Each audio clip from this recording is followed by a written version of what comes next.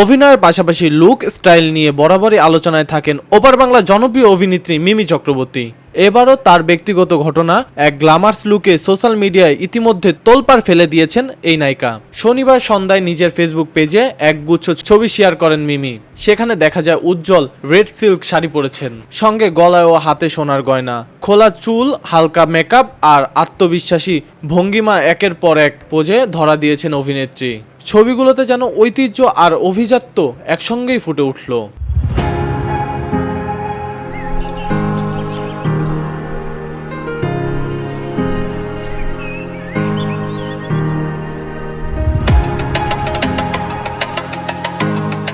পুরো এই photo session ক্যাপশনে মিমি দিয়েছেন শুধু নীল হৃদয়ের ইমোজি। কিছু মন্তব্যে ঝড় তুলছেন ভক্তরা, কেউ লিখছেন রেড কুইন, আবার কেউ বলছেন এই লুকটাই মিমির ট্রেডমার্ক।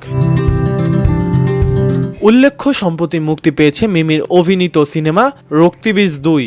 সেখানে আবির চ্যাটার্জির সঙ্গে জোট বেঁধে দর্শকদের মন জয় করেছেন তিনি। কাজের পাশাপাশি নিজের ফ্যাশন সেন্স ও ব্যক্তিত্ব নিয়ে নিয়মিত আলোচনায় থাকেন এই অভিনেত্রী। VOD Bangla news desk.